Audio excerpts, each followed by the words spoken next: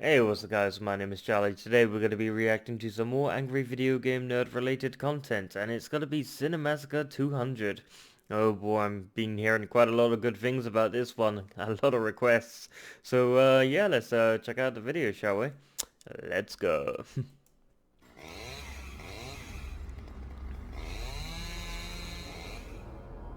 Oof, 2008, Jesus. Who's that fat tub of fuck covered in doo-doo? Well, that's me. In fact, it's the Damn. oldest photograph of me that I know of. And don't worry, it's chocolate pudding. Thank I God. look pretty funny in most of these old photos and Super 8 films. This was back in the early 80s, and at the time, taking a picture or shooting some Super 8 was actually really exciting. There were no digital cameras, and video Yeah. was rare, so you had to wait to get the pictures or film God, I developed. remember that, But it was yeah. fun doing stuff in front of the camera and then waiting to see what it looked like. To sum it up, the camera brought the beast out in me. But in real life, I was extremely shy, and throughout high school, hardly uttered a word. Classmates would ask me things like, "Hey, come on, James, talk. Tell us something about yourself. What do you do when you go home?" And I'd answer, "Well, I make movies." It was the last thing anybody expected to hear. Then they'd ask me where, how, what, when, and why. Well, I could answer all of that except for why. I don't know why. It's just something Yeah. I do, and that's the It's a story of my passion. life. To this day, I've made 199 films, and right Damn. now, that number is changing to 200. What's my 200th movie? You're watching it right now. This is CineMassacre 200, my own documentary on how it happened. Nice. Fitting way to do it. By James Rolfe. Or Ruffle or Rolfe. It all started at a very However young you age pronounce when I it. got an audio tape recorder for Christmas. I began recording my own stories, complete with sound effects and doing voices for all the different characters. What about me? Give me time to finish shit. I get my car before I kick your butt. Then I got a camera, and I spent most of my days going out in the yard with my friends and taking pictures of everybody making silly faces. Yeah, Then we we started having still fights with Nerf people swords and plastic still do that baseball today. bats, and started making up adventure stories, largely inspired by video games like Legend of Zelda and cartoons like Ninja Turtles. We would pretend that a streetlight was a long-necked dragon, that a turtle-shaped sandbox was an evil monster, Kids' and my dog imagination was the back in the vicious day. four-winged terror. Sometimes I would even draw on the pictures. I arranged all these photographs in albums and wrote stuff next to them, so by putting them all in order to tell the story, I was sort of learning the basic concept of editing. So That's after smart. telling stories with just audio to telling them with just visuals, I was introduced to the video camera. Oh boy. Oh, ooh, that's loud. Oh god, that. Now, it wasn't just My about ears. picture and sound, but movement also. And the best part about it, unlike film, was that you get instant results. You Ugh. pop the tape in the video player and there you go. It's VHS. right on your TV. Wait, are these pants? What the heck was that?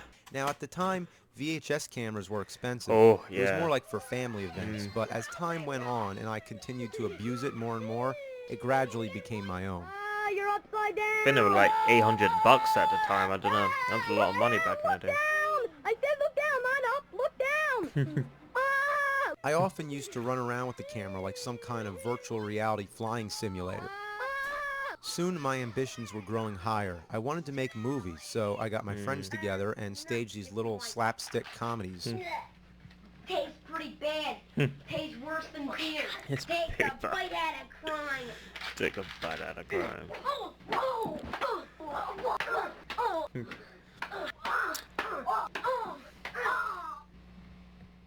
Nothing we did was rehearsed, and that's the way most people felt comfortable. But once I started writing scripts, everybody had trouble remembering their lines Ugh. and eventually lost interest. So Yeah, I some hate of my early remembering movies lines. never got finished.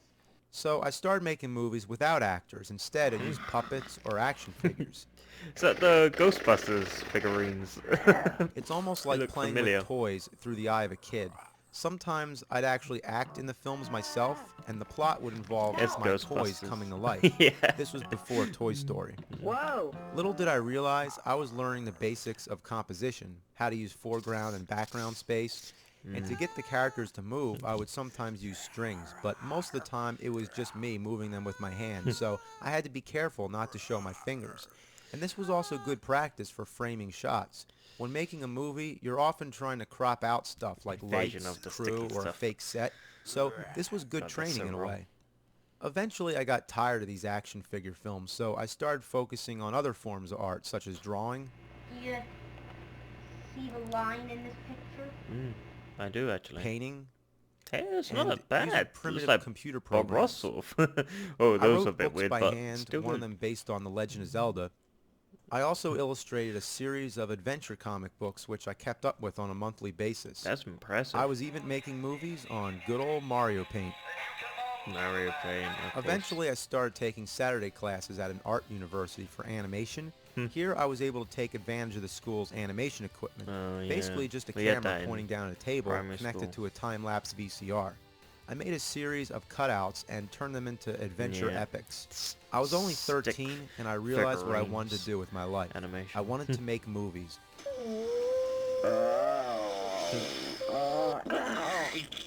But not like this. It was too tedious. I wanted to do live action. Meanwhile, I was becoming quite a movie buff and had already collected hundreds of films, whether they were taped off TV or I bought them with whatever money I could scrap up. I That's- loved movies, especially slapstick It's a comedy and mad, classic mad horror world. films. That's a great And I just film. wanted to make my own.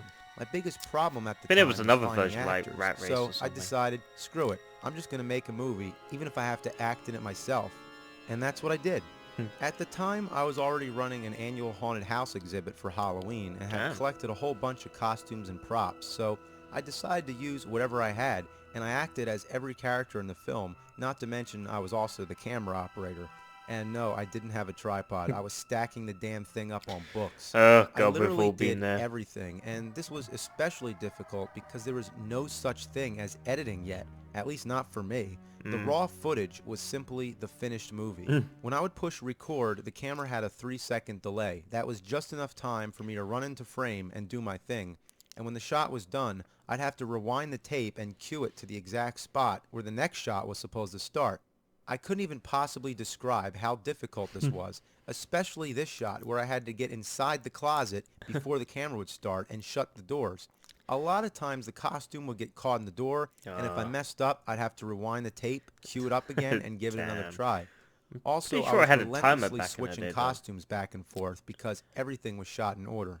When I showed the half-finished product to my friends, they got real excited and they wanted to be in it. So I got my actors back and started making movies again. And I've been making them ever since. I was 15 and this movie, A Night of Total Terror, was the turning point of my life. It's no doubt that my early films sucked real bad, That's but okay, as we all time gotta went start on, they somewhere. progressively got better for two reasons. One, my own sensibilities, and the other because of technical advancements. The real problem was editing. From the beginning, there wasn't really any way to do it. That's why my approach was blunt and simple. Don't edit. Get it right on the original raw tape. Stop and record was the way to go. Oh, But this boy. caused lots of problems for reasons I don't even need to explain, and it makes me sick to think I made so many movies this way. It drove me nuts, and I was desperate to find a way to edit, no matter how crude. So eventually, I started using 2 VCRs. What you do here is connect 2 VCRs like they're mating. You play your original raw tapes in the first VCR, cue up the scene, and hit record on the other. Yeah. The first drawback is obviously the fact that this is linear editing, so everything must be done in order from beginning to end.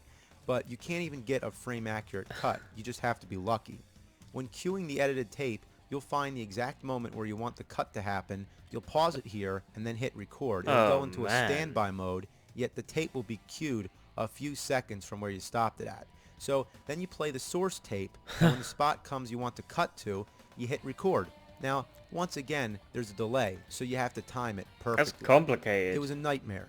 But Yeah, it I is a cut so nightmare. many movies this way, I actually became a master at it. My favorite Well moment done. was the fight scene in Kung Fu Werewolf from Outer Space. Wow, that's actually The actors would go through the choreography several times. pretty cool God bless it, it fighting was freezing scenes. cold. And I would keep changing my camera angles, and then with the 2 VCRs, have to match cut them all together. Hey, look at that. That's actually pretty cool. A lot of fighting on that one. Badass. I also did a music video for a Black Sabbath song in which several different images would flash by, some of them only lasting a fraction of a second. Now there's 30 frames a God, second, spiders. and I knew that the delay on the VCR was 13 frames. It was that sick. I had it down.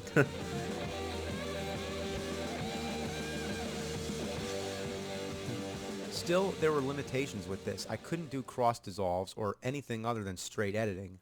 I had no flexibility to go back and change anything without re-editing the whole thing. And titles was another story. Back in the old days, I used to just write them on paper and shoot it. But I wanted to know how to superimpose them on the screen, you know, like they do in real movies. So I put some plastic wrap on the TV screen and I wrote on it with a marker.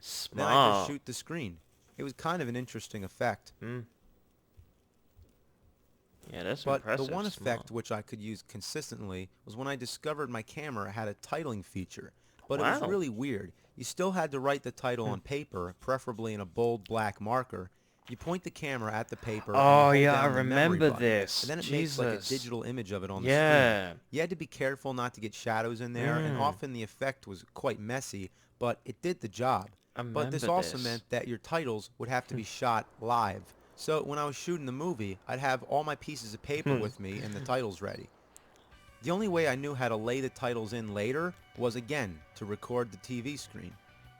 But then I thought, well, if I have to draw the titles on the screen, why not draw special anything? effects? Yeah. So lots of times I used to make my friends interact with ghosts and all kinds of weird Right, creatures. ghosts with boobs or something Eventually, like I that. purchased a title maker for $200. For me, 200 it was a lot of bucks? money back then. It's It still was a lot of basically money just a today. keyboard. I'd connect it to my Duo VCR editing system, set 200 up a title, bucks. and while recording, I'd That's make a it lot of appear. money. So not only was I editing, but at the same Can't time, buy I you had to shit, make but the a titles lot of come up money. on cue. You could fade the titles in and out, and then I was like, hey, wait, if I just make a solid background color, I could fade to black. But unfortunately, you can still see through it a little bit. It was transparent, but fading to white was perfect and solid. Especially if it was a snow scene, it worked out fine and actually looked pretty good. Sometimes I wanted to use fast speed like an old silent comedy. The only way to do it was hit fast forward and record it. Depending on the tape or the VCR, it would usually have a lot of junk on the screen, but sometimes it would come out pretty clear. Other times, I'd want to use slow motion. Sometimes VCRs had a slow motion feature, but either they'd be too slow or cause too much distortion. So lots of times, I was just hitting pause and unpause really fast. And sometimes I'd want to play it in reverse. Yeah, reverse. Oh, Jesus. Smart. Another problem was trying to make images upside down. For this shot, I was trying to create the illusion of a shit monster crawling up a building. Monster. The effect would be accomplished by simply dumping the quote-unquote shit upside down, but the only way to get an upside down shot was to film it upside down. Now, the biggest problem of all was audio. From the beginning, my first concern was trying to add music. The first approach was simple. Cue up the music on a cassette player and hold it next to the camera. Yeah, live, while shooting the damn movie. If I cut camera, the music would a lot of cut problems too. Not to doing mention, that. I couldn't do a mix to balance the dialogue with the music. So the second method was to record the TV screen using the audio from both the TV speaker and the tape player. It was a mess, but it worked. The third technique, for about $50, I bought a controller that had an audio dubbing feature. Now I could dub music right on the first generation tape without having to record the screen.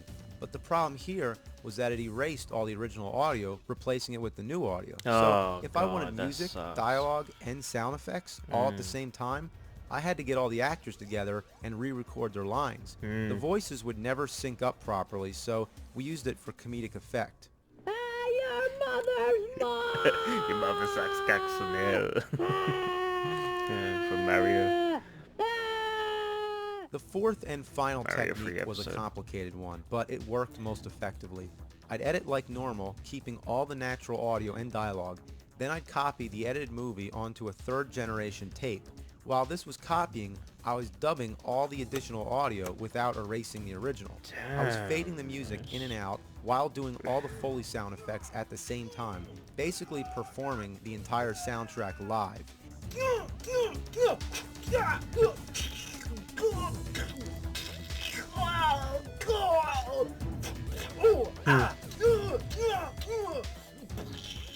It's very hard to explain how this all worked, Yeah. but just trust me, it was hell. Yeah. And then I got a believe you. computer, and that was the end of all that bullshit. Oh, thank In God for college, that. we shot film and did everything the old-fashioned way. Splicing the film by hand is Yeah. probably the worst thing ever. But with the advent yeah. of digital video and nonlinear editing, things are much easier now. Mm. The more recent you're born, the more luxury you have. Yeah, To me, true. it didn't matter how things would get done. Hmm. It was just a matter of doing it. One thing I always enjoyed was cheap special effects. Ah, Sometimes yes, I the know. fact that you can tell something is fake only adds to the charm because it engages the audience in the creative process of what it takes to make a movie. True. Cinemaphobia was one Can't of my do that with favorites. a It's a green psychological screen, can portrait you? of an overworked film actor who's being chased by an evil camera. Mm. Whether he's imagining it or it's really happening is up to the viewer.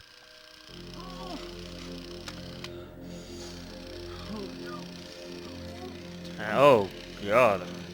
Oh, Jesus, I'm getting sick. Easy with the camera spinning. Oh, I'm getting nauseous. Fucking hell.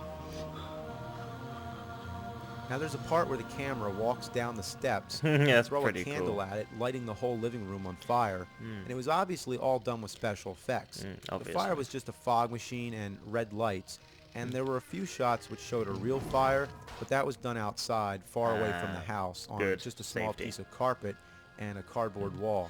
Smart. I also got a fire engine into the movie. How the hell did and he that get a was just fire because engine? I had access to it, so I wrote it in. Who And has that's what you access gotta to do a fire sometimes, but engine?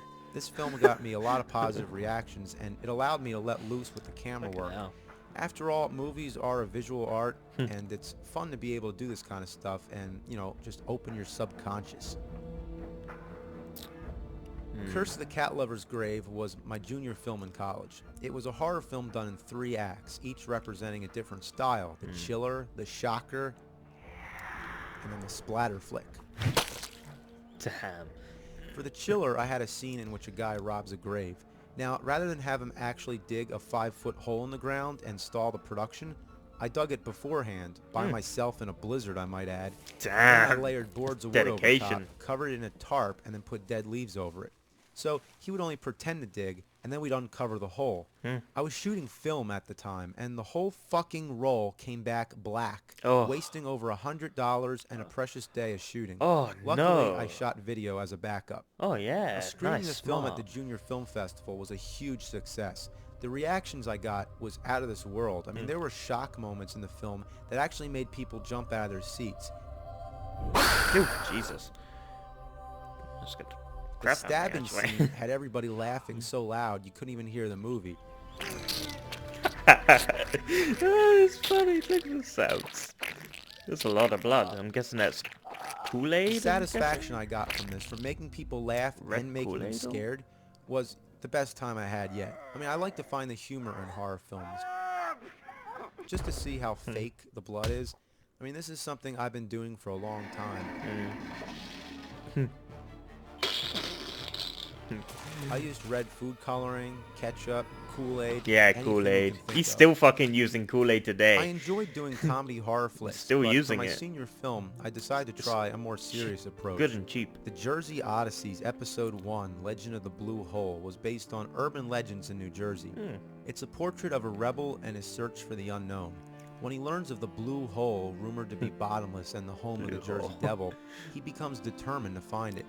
Rather than special effects or gags, I was going for trying to draw the audience into the story and hit them with a twist ending. It went over so well that my school screened it twice.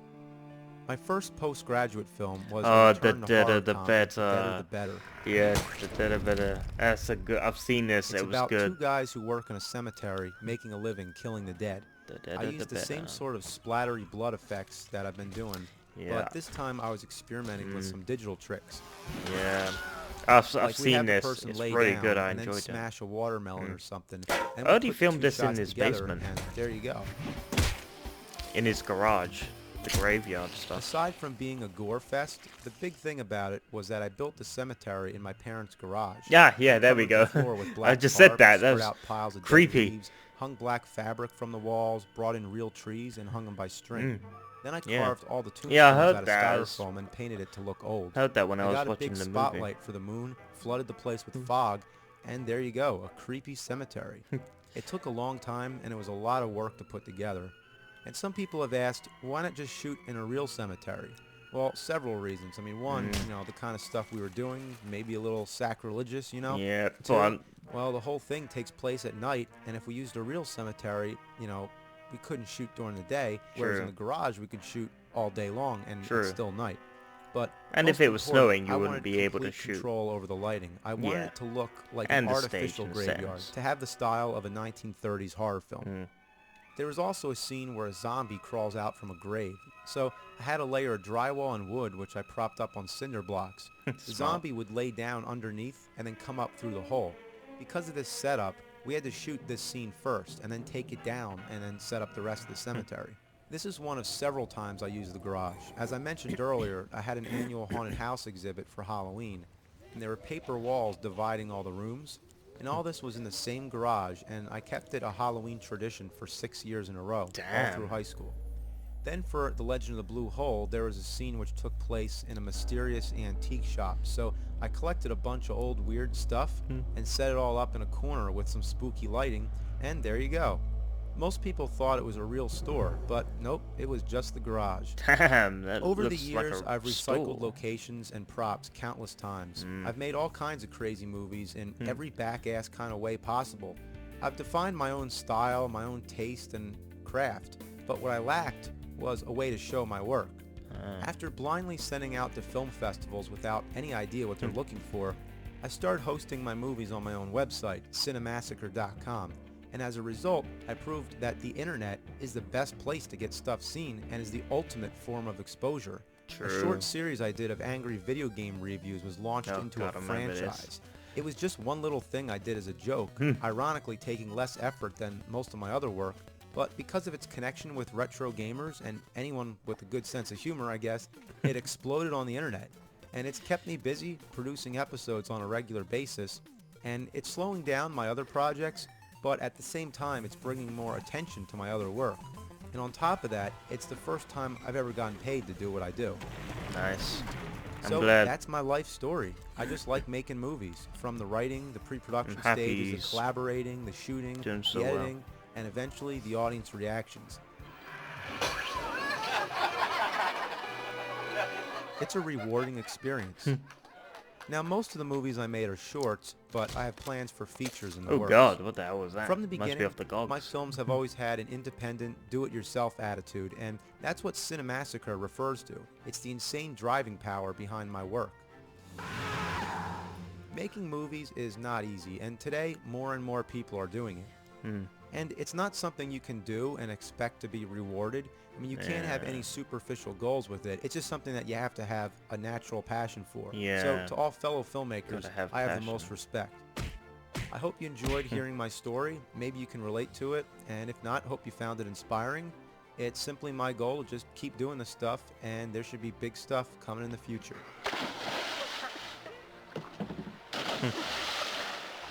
Thank you for watching CineMassacre's 200th film. Damn. I think that's the end of the video.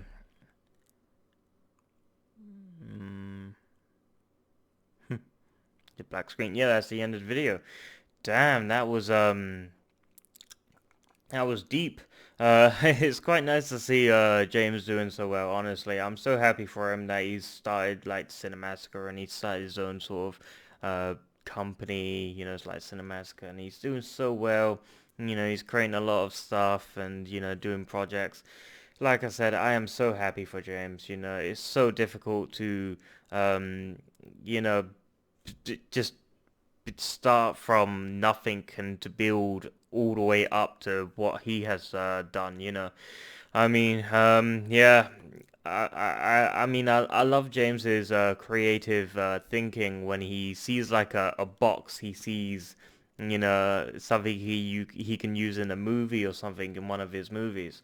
I mean, just the way he can use his mind and just see everyday objects and use them into his movie.